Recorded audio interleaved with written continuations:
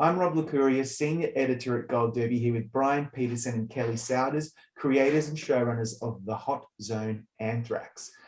Brian and Kelly, this limited series takes place a few weeks after 9/11.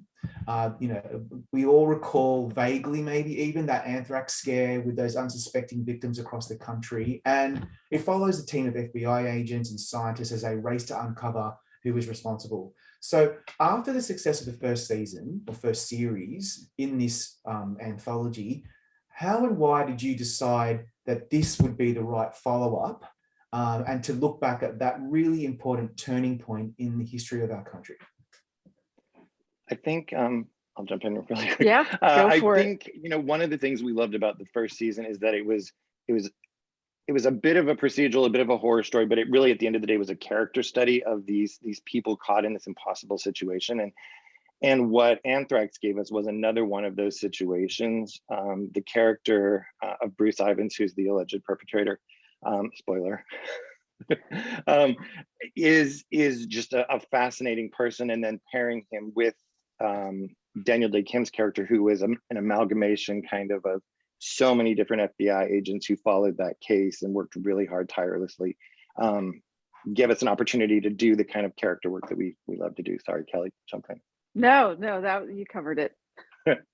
Yeah, it's so this is what I love most about it. This is what I wasn't expecting, because it could have just been another procedural about what the anthrax is and how it got out there and how the perpetrator was captured, and that would have been fun. I still would have been totally into that, but this goes another level because it transports us back into that really, really paranoid, panicked, high tension mindset that permeated American life after 9/11.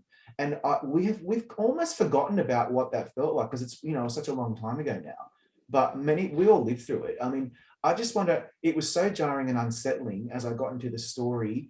Was this obviously one of the huge priorities for you, Kelly, to really drum that home, that was something that was driving everybody behind the scenes to make sure they could find this perpetrator? Yeah, I mean, obviously, as a showrunner, you're just praying for drama to just sort of fall into your lap, and that was one of the things that was appealing. But then we also had such an incredible group of people working with us. Dan Percival was our director of the pilot, and we had an incredible art department. I mean, just across the board, and everybody wanted to make sort of to just make it so visceral that when you got into the show and you turned it on, you could feel the tension, you could feel the fingers pointing in every direction and the paranoia. And so really across the board, our cinematographers, I mean, just in every department, we constantly were talking about the tension and the stress and what it was like back then, which some people didn't experience at all, or they don't remember it. And we wanted to transport people the second they tuned in. Yeah, because Brian, it's a really good moment in time, like slice of life of what was going on at the time, and it's both of you have presented your idea as to why we all got into this mess with Iraq and Afghanistan and what was going on at the government level, and how they were so desperate to blame this on Iraq so they could then go in and do what they wanted to do. So that political element was really unexpected. I did not see that coming. And so was that particularly interesting for you to capture that in the 6 episodes? I think what we did is we read so much, because this didn't come from one source. We kind of needed 3 different sources from every single aspect on the show. And anything that, when we were doing the research, we would instantly text each other like, "Oh my God, did you know this?" Something that we didn't know. We were like, that's got to be a part of the story. And actually that political thread kind of took a back seat, because it was really about the characters and the FBI search. But so much of what we uncovered in our research from multiple sources was pretty surprising to us, even though we all lived through that time. But it's one of those stories where we all knew the beginning, but none of us really remembered the end, because the resolution didn't come for almost 7 years, even though we of course collapsed that. But in reality, the resolution didn't come for 7 years. And then it was kind of, by that point, we were at war, and there were so many other priorities in the country that it was a terrifying time. Yeah, it seemed to have just disappeared. I had no idea what was going to happen, because of course I remember the attacks, but I don't remember anything else, because everything else kind of just seemed to dissipate as we looked at things that were way more pressing. The Bruce character played by Tony Goldwyn is so fascinating because I honestly didn't realize, spoiler alert, that he is the perpetrator. It takes some time to get there. And I thought he was just a loud, cocky scientist who's going to be the hero. And of course, that's what he thought he was and wanted to be. And that's part of his psychology. But he ends up being completely unhinged and dangerous. How thrilling was it, Kelly, to witness how Tony's performances evolved or devolved throughout the 6 episodes?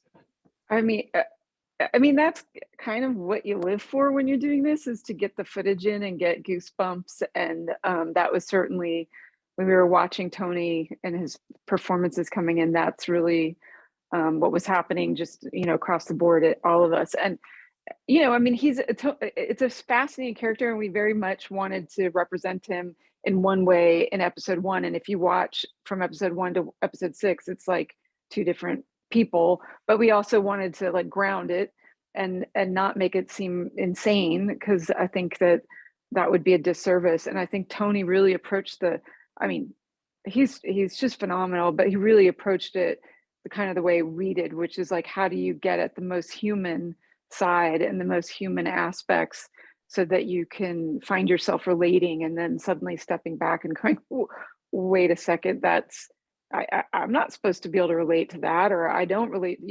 I think we wanted it to constantly be shifting and moving, and for the audience to be as curious about Bruce as we were when we were reading more and more material. And there's so much we left out because we only had 6 hours. Yeah, absolutely. Brian, what do you think? Because I did slightly feel sorry for him. He's not evil. He's not an evil guy, but he's just so messed up, and he has so many problems that, like, how hard was it for you to communicate in the show that he had a reason for why he was doing what he was doing? It was such a tightrope, because on one hand, we're really trying to respect and honor the people that died in this. There were 5 people that died, and who knows how many people were actually injured because it was in the mail.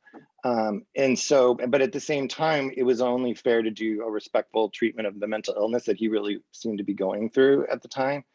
And what was insane about Tony was he did so much research, and we would get on Zooms because we shot it right at the peak of, the crazy pandemic. And every tiny little piece of the performance was important to him. And I will never forget, there was a moment we were on set and he had like a 5-line scene. He came in, did the scene, and he's like, 1 more. And I couldn't believe it, because it was an amazing performance. And he probably did 6 completely different versions of the same 5-line scene. And I was like, what are we going to do in editing? Because I want every one of them. I want every one of those reactions. So it really is all due to Tony and the work that he put into it. Yeah, absolutely. I love this subgenre. Maybe there's something wrong with me, but I love the pandemic thriller, the race against the clock, the catastrophic terror looming in the shadows, things like Outbreak and Contagion and World War Z and this series. So that, and I think you guys did a really good job with the pacing, and it's frenetic and nail biting. So that begs the question, are we ever going to see a hot zone COVID-19? Like, is that something that might be on the horizon? Either of you. We've had that question a couple times. It feels a little new. It feels a little, it's just a little fresh, but you never know. Yeah, fair enough. Okay, I was hoping you'd say, yes, we are going to do that. It's all going to be about masks. So, and finally, just briefly, there's a lot of technical detail that the FBI agents have to discuss when profiling a culprit.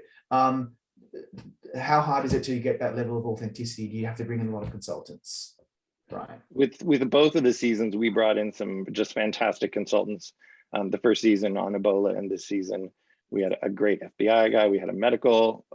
We had people that had been on the ground, and so that's why sometimes it looks a little scrappy, but that's what it was, Yeah. And then we had to give it to Daniel Day Kim and Dylan Baker, who are like, spewing all this FBI talk, so to speak, and managing to make it feel real. Oh, totally. FBI and that was some of the best part, just watching them do that dance in those ugly concrete rooms, which is so what we imagine is happening in the behind the scenes. Guys, thank you so much for this show. I really enjoyed it. I lost about 10 years of my life from the stress and the tension. Good luck this award season, and we'll bring you back for our group chat shortly. Great. Thanks for watching.